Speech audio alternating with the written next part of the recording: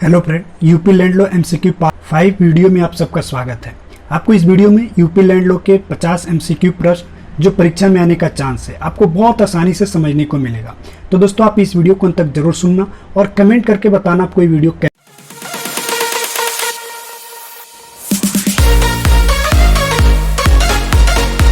Video 5 number का सबसे पहला सवाल है 201 नंबर। किस मामले में अवधारित किया गया कि प्रतिकूल कब्जे के आधार पर हक की घोषणा के लिए आवश्यक है कि कब्जा निरंतर, प्रतिकूल एवं व्यवधानित होना चाहिए।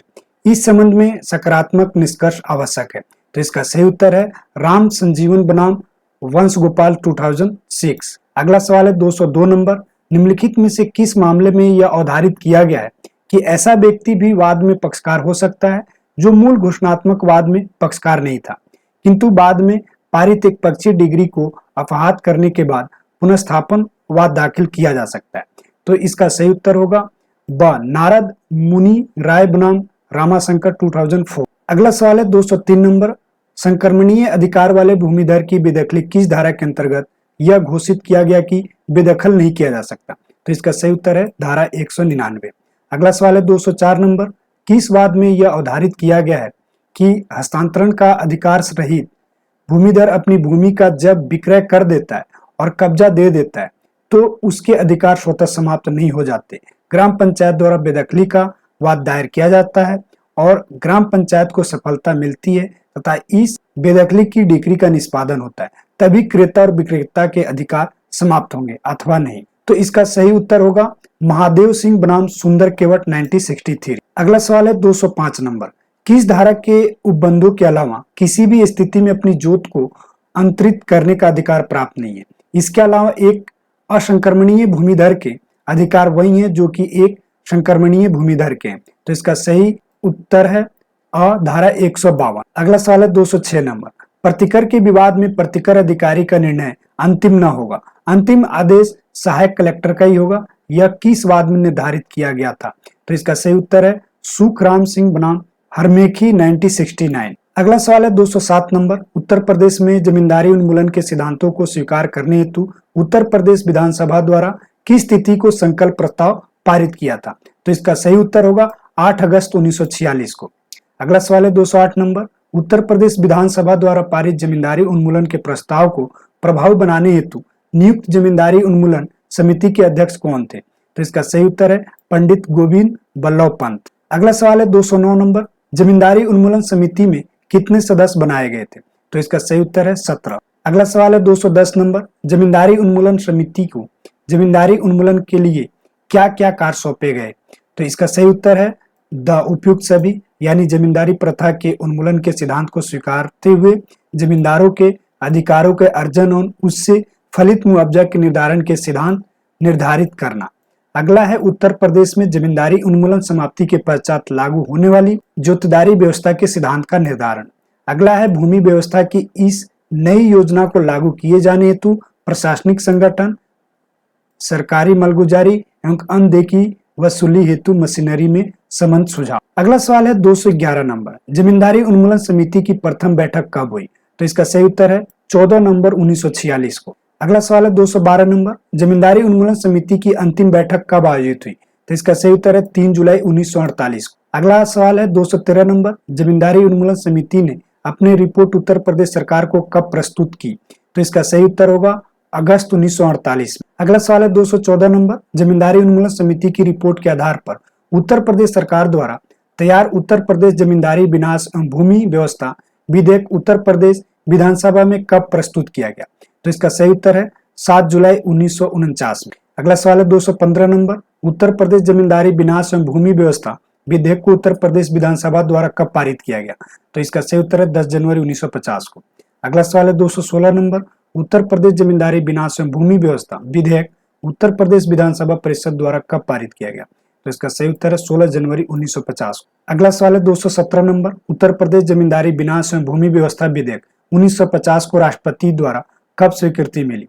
तो इसका सही उत्तर है 24 जनवरी 1950। अगला सवाल है 218 नंबर। उत्तर प्रदेश जमींदारी विनाश एवं भूमि व्यवस्था विधेयक 1950 को राज्य क्षेत्र में लागू करने के लिए उत्तर प्रदेश सरकार द्वारा कब असाधारण गजट में प्रकाशित किया गया? तो इसका सही उत्तर होगा 26 जनवरी 1950। अगला सवाल है 219 नंबर। उत्तर प्रदेश जमींदारी विनाश एवं भूमि व्यवस्था अधिनियम 1950 के विरुद्ध सुरपाल सिंह की आपत्ति, जो सुरपाल सिंह बनाम उत्तर प्रदेश राज्य के रूप में थी, का अंतिम निस्तारण के रूप में उच्चतम न्यायालय द्वारा कब निरस्त की गई थी? तो इसका सही उत्तर है 5 मई 1952 को। अगला सवाल है 220 नंबर। उत्तर प्रदेश जमींदारी विनाश एवं भूमि व्यवस्था अधिनियम 1950 के विरुद्ध न्यायालयों में उठाई गई आपत्तियों को निरस्त होने के पश्चात उत्तर प्रदेश सरकार ने अधिनियम को प्रभावी बनाने हेतु पुनः अधिसूचना कब प्रकाशित कराई? तो इसका सही उत्तर है 1 जुलाई 1952 को। अगला सवाल है 121 नंबर। उत्तर प्रदेश जमींदारी विनाश एवं भूमि व्यवस्था अधिनियम 1950 के अंतर्गत जमींदारों के समस्त स्थान राज्य सरकार में कब से निहित हो गए? तो इसका सही उत्तर है 1 जुलाई 1952। अगला सवाल है 222 नंबर। उत्तर प्रदेश जमींदारी विनाश एवं भूमि व्यवस्था अधिनियम 1950 के अंतर्गत 1360 फसली वर्ष का प्रारंभ किस दिन से लागू होता? इसका सही उत्तर है 1 जुलाई 1952। अगला सवाल 223 नंबर। उत्तर प्रदेश जमींदारी विनाश एवं भूमि व्यवस्था अधिनियम 1950 की मुख्य विशेषता बताइए। तो इसका सही उत्तर होगा उपयुक्त सभी, यानी जमींदारी प्रथा की समाप्ति एवं जमींदारों का अस्थायी राज्य सरकार में होने के दिन से मुआवजा पुनर्वास अनुदान का प्रावधान। दूसरा है सभी के लिए खेती के अधिकारों की सुरक्षा और तीसरा है नवीन जोतदारी का व्यवस्था। अगला सवाल है 224 नंबर। उत्तर प्रदेश भूमि विनाश एवं भूमि विनाश अधिनियम 1950 के अंतर्गत लागू की गई व्यवस्था में जोतदारियों की कौन कौन सी श्रेणियां निर्धारित की गई? तो इसका सही उत्तर है द उपयुक्त सभी, यानी भूमिधर भी, सिरदार भी और असामी भी। अगला सवाल है 225 नंबर। उत्तर प्रदेश जमींदारी विनाश एवं भूमि व्यवस्था अधिनियम 1950 के अंतर्गत क्या क्या प्रतिबंध अध्यारोपित किए गए? तो इसका सही उत्तर है द उपयुक्त सभी, यानी अधिनियम की धारा 157(1) में वर्णित अक्षम व्यक्तियों को छोड़कर अन्य व्यक्तियों द्वारा अपनी भूमि को लगान पर उठाने पर प्रतिबंध। दूसरा, कुटुंब दान एवं विक्रय से प्राप्त ऐसी जोत प्राप्त करने पर प्रतिबंध जब जोतदार की अपनी जोत को मिलाकर 12.5 एकड़ से अधिक हो। अगला है सिकमी पर भूमि उठाने पर रोक। अगला सवाल है 226 नंबर। उत्तर प्रदेश जमींदारी विनाश एवं भूमि व्यवस्था अधिनियम 1950 को मुख्य रूप से किन उद्देश्यों से लेकर अधिनियमित किया गया था? तो इसका सही उत्तर होगा उपयुक्त सभी, यानी ग्राम सभा में समान उपयोगिता वाली भूमियों को निहित कर प्रबंध की गई शक्तियां सौंपना। दूसरा है सहकारी खेतों को प्रोत्साहन देना और तीसरा साधारण और समरूप जोतदारी व्यवस्था की स्थापना। अगला सवाल है 227 नंबर। जमींदारी उन्मूलन अधिनियम के लागू होने के पश्चात जमींदारों के पास कौन कौन से अधिकार बने रहे? तो इसका सही उत्तर होगा द उपयुक्त सभी अधिकार, यानी पहला, जमींदारों की जमींदारी उन्मूलन अधिनियम के बाद जमींदारी समाप्त हो जाने के बाद भी काश्तकार के अधिकार बने रहे। दूसरा, जमींदारी संपत्ति पर जो खान किसी मध्यवर्ती द्वारा चलाई जा रही थी उस पर जमींदारी सरकार के पट्टेदार के रूप में खान चलाता रहेगा। तीसरा, कुएं आबादी में स्थित पेड़ इमारती स्थल में भूमि पर जमींदारी का अधिकार मैं उसके सुखाधिकार के साथ बना रहा। अगला सवाल है 228 नंबर। उत्तर प्रदेश जमींदारी उन्मूलन एवं भूमि व्यवस्था अधिनियम 1950 द्वारा सृजित नए जोतदारों में कौन कौन से पुराने जोतदार भूमिधर बन गए? तो इसका सही उत्तर है द उपयुक्त सभी, यानी पहला, प्रत्येक जमींदारी मध्यवर्ती अपने बाग भूमि खुद कास्त भूमि के। दूसरा, धारा 151(1) में वर्णित अक्षम व्यक्ति में आने वाले छोटे जमींदार उठाई गई सिर भूमि के। तीसरा, सरह मुयन काश्तकार, माफीदार, मौरूसी काश्तकार एवं बागदार। अगला क्वेश्चन है 229 नंबर। उत्तर प्रदेश जमींदारी उन्मूलन एवं भूमि व्यवस्था अधिनियम 1950 द्वारा सृजित नए जोतदारों में कौन कौन से पुराने जोतदार सिरदार बन गए? तो इसका सही उत्तर है द उपयुक्त सभी, यानी अवध का विशेष शर्तों वाला काश्तकार। दूसरा, गत स्वामित्व काश्तकार और तीसरा, रियायती लगान वाला अनुग्रह। अगला सवाल है 230 नंबर। उत्तर प्रदेश जमींदारी उन्मूलन एवं भूमि व्यवस्था अधिनियम 1950 द्वारा सृजित नए जोतदारों में कौन कौन से पुराने जोतदार असामी बने? तो इसका सही उत्तर है उपयुक्त सभी, यानी सिर अथवा खुद कास्त भूमि का गुजारेदार, भरण पोषण पाने वाला। दूसरा, ठेकेदार की निजी जोत में सिर अथवा खुद कास्त भूमि वाला। और तीसरा, जमींदार की बाग में भूमि का गैर दखली कार काश्तकार। अगला सवाल है 231 नंबर। उत्तर प्रदेश जमींदारी उन्मूलन एवं भूमि व्यवस्था अधिनियम 1950 द्वारा सृजित नए जोतदारों में आदिवासी वर्ग बनाने के क्या कारण थे? तो इसका सही उत्तर है उपयुक्त सभी है, यानी अधिनियम के लागू होने के पूर्व एक बड़ा वर्ग कृषक था। दूसरा है, इन किसानों को किसी भूमि पर स्थिर अधिकार प्राप्त नहीं थे। तीसरा है, इन किसानों के हितों की रक्षा करना आवश्यक था। अगला सवाल है 232 नंबर। उत्तर प्रदेश जमींदारी उन्मूलन एवं भूमि सुधार अधिनियम 1950 के अंतर्गत सृजित जोतदारों में कौन असामी आदिवासी कहलाए? तो इसका सही उत्तर है द उपयुक्त सभी, यानी सिर भूमि का धारा 10 के अंतर्गत आने वाला अक्षम काश्तकार। दूसरा है भूमि पर काबिज व्यक्ति जिसका राजस्व अभिलेख में नाम इंद्राज नहीं था। तीसरा सिकमी काश्तकार। अगला सवाल है 233 नंबर, आदिवासी को किन आधारों पर बेदखल किया जा सकता है? तो इसका सही उत्तर है द उपयुक्त सभी आधारों पर। यदि आदिवासी पर कोई लगान बकाया था। दूसरा, यदि आदिवासी द्वारा अपनी भूमि का किसी अन्य को हस्तांतरण किया हो। तीसरा, यदि आदिवासी द्वारा भूमि का प्रयोग कृषि, बागवानी, पशुपालन, मत्स्य पालन, मुकुट पालन के अन्य प्रयोग हेतु किया गया। अगला सवाल 234 नंबर, उत्तर प्रदेश जमींदारी उन्मूलन एवं भूमि व्यवस्था अधिनियम 1950 के अंतर्गत जमींदारी अर्जन पर सरकार द्वारा मुआवजा के रूप में जमींदारों को क्या देय होगा? तो इसका सही उत्तर है उपयुक्त दोनों, यानी प्रतिकर मुआवजा और पुनर्वास अनुदान।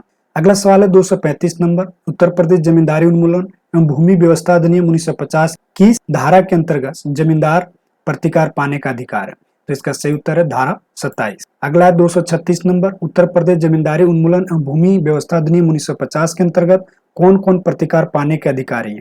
तो इसका सही उत्तर है यह उपयुक्त सभी, यानी पहला है प्रत्येक जमींदार चाहे वह छोटा हो या बड़ा हो। दूसरा, प्रत्येक जमींदार चाहे वह भूस्वामी हो या उपस्वामी या महास्वामी।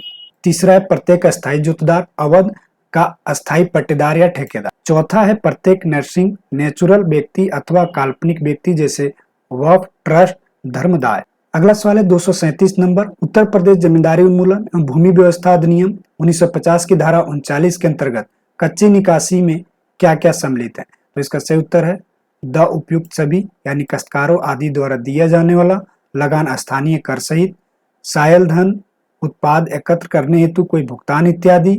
तीसरा, भवन स्थलों एवं खानों से प्राप्त आय। अगला सवाल 238 नंबर, उत्तर प्रदेश जमींदारी उन्मूलन एवं भूमि व्यवस्था अधिनियम 1950 के अंतर्गत पक्की निकासी यानी सूद आय की किस प्रकार गणना की जाती? इसका सही उत्तर होगा यह उपयुक्त सभी, यानी कच्ची निकासी सकल आय में से दे कृषि आयकर पिछले फसली वर्ष 1359 यानी 1359 की दे मालगुजारी, स्थानीय कर आदि का घटाव।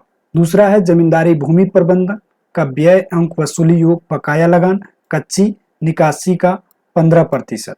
तीसरा है खानों की रॉयल्टी पर आयकर अंक वसूली व्यय 6.1/4%। और चौथा जमींदारी द्वारा चलाई जा रही खानों का 95%। अगला सवाल है 239, उत्तर प्रदेश जमींदारी उन्मूलन एवं भूमि व्यवस्था अधिनियम 1950 की किस धारा के अंतर्गत प्रतिकाराधिकारी के आदेश के विरुद्ध प्रथम अपील जिला जज के न्यायालय में होगी? तो इसका सही उत्तर है धारा 50। अगला सवाल है 240 नंबर, उत्तर प्रदेश जमींदारी उन्मूलन एवं भूमि व्यवस्था अधिनियम 1950 के अंतर्गत जमींदार को उसकी शुद्ध आय का कितना भुगतान दे? तो इसका सही उत्तर है 60 गुना।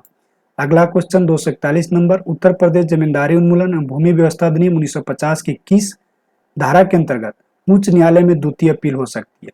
तो इसका सही उत्तर है धारा 51। अगला सवाल 242 नंबर, उत्तर प्रदेश जमींदारी उन्मूलन एवं भूमि व्यवस्था अधिनियम 1950 की किस धारा में जमींदार को अंतरिम प्रतिकर दिए जाने का प्रावधान दिया गया? तो इसका सही उत्तर होगा धारा 29। अगला सवाल है 243 नंबर, उत्तर प्रदेश जमींदारी उन्मूलन एवं भूमि व्यवस्था अधिनियम 1950 के अंतर्गत जमींदार को अंतरिम प्रतिकर किन परिस्थितियों में दे होगा? तो इसका सही उत्तर होगा द उपयुक्त सभी परिस्थितियों में, यानी जमींदारी उन्मूलन की तिथि से 9 महीने तक जमींदार को दे प्रतिकर का अवधारण नहीं हुआ है।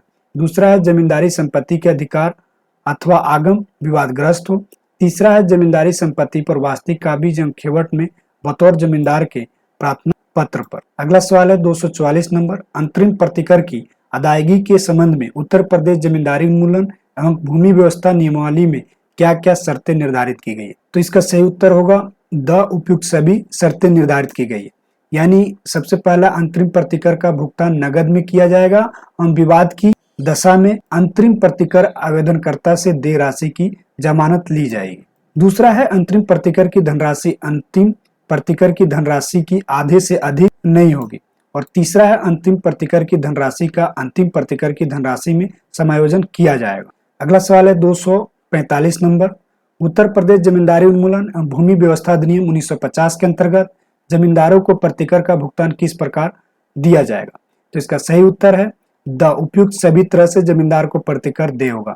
यानी सही जो है इसका, यदि जमींदार को प्रतिकर ₹50 दे है तो नगद भुगतान में 2.5% ब्याज। दूसरा, यदि जमींदार को प्रतिकर की देय राशि ₹50 से अधिक है तो उसे 40 वर्षीय जमींदारी उन्मूलन प्रतिकर बॉन्ड के रूप में दिया जाएगा, जिस पर नियमानुसार ब्याज भी देय होगा। तीसरा है यदि जमींदार एक प्राकृतिक व्यक्ति न होकर धर्मार्थ या धनार्थ, खैराती, वक्फ, न्यास या धर्मदाय है तो उसे प्रतिकर की देय राशि 40 वर्षीय जमींदारी उन्मूलन प्रतिकर बॉन्ड स्टॉक सर्टिफिकेट के रूप में देय होगा। अगला सवाल है 246 नंबर, पुनर्वास अनुदान का क्या उद्देश्य है? तो इसका सही उत्तर है द उपयुक्त सभी है, यानी जमींदार को फिर से बसाना है, जमींदार को पुनर्स्थापित करना है और जीवन निर्वाह हेतु उपयुक्त साधन उपलब्ध कराना है। अगला सवाल 247 नंबर, पुनर्वास अनुदान कौन कौन पाने के अधिकारी हैं?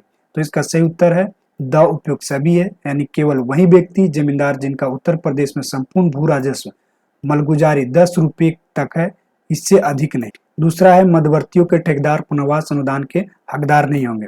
तीसरा, यदि जमींदार धर्मार्थ, धनार्थ, वक्फ, न्यास, धर्मदाय तो वे प्रत्येक दशा में पुनर्वास अनुदान के हकदार होंगे, चाहे वह 10,000 से अधिक के मलगुजारी के हों। अगला सवाल है 248 नंबर, उत्तर प्रदेश जमींदारी उन्मूलन एवं भूमि व्यवस्था अधिनियम 1950 के अंतर्गत जमींदार पुनर्वास अनुदान किस प्रकार प्राप्त कर सकते हैं?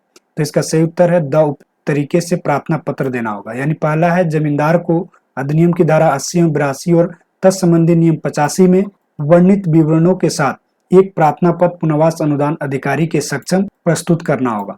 दूसरा है आवेदन पत्र को हस्ताक्षरित, सत्यापित एवं शपथ पत्र के साथ प्रस्तुत करना होगा। तीसरा, संबंध संपत्ति के बाबत प्रतिगत निर्धारण तालिका एवं खेवट की प्रतिलिपियां संलग्न करनी हो। अगला सवाल है 249 उत्तर प्रदेश जमींदारी उन्मूलन एवं भूमि व्यवस्था अधिनियम 1950 की किस धारा के पुनर्वास अनुदान अधिकारी के निर्णय के विरुद्ध अपील का प्रावधान है? तो इसका सही उत्तर है धारा 101 के अनुसार। इस वीडियो का अंतिम क्वेश्चन 250 नंबर, उत्तर प्रदेश जमींदारी उन्मूलन एवं भूमि व्यवस्था अधिनियम 1950 के अंतर्गत पुनर्वास अनुदान अधिकारी के निर्णय के विरुद्ध प्रथम अपील कहाँ होगी? तो इसका सही उत्तर है जिला जज के पास। दोस्तों, मुझे पूरा विश्वास है आपको UP land law MCQ part 5 का वीडियो पसंद आई होगी। दोस्तों, वीडियो पसंद आई है तो कमेंट करके बताओ, साथ में लाइक करो और अपने दोस्तों में इस वीडियो को शेयर करो। अगले पार्ट के लिए आप लोगों ने अभी तक विधि ज्ञान चैनल को सब्सक्राइब नहीं किया है तो दोस्तों आप लोग विधि ज्ञान चैनल को सब्सक्राइब कर लीजिए। मैं बहुत जल्द नेक्स्ट पार्ट लेकर आऊँगा। दोस्तों, आपको पार्ट 1, 2, 3 और 4 के वीडियो के देखने के लिए आपको डिस्क्रिप्शन बॉक्स में लिंक मिल जाएगा। आप उन चारों वीडियो को भी जरूर देखें। आपको मेरे इस वीडियो सुनने के लिए बहुत बहुत धन्यवाद।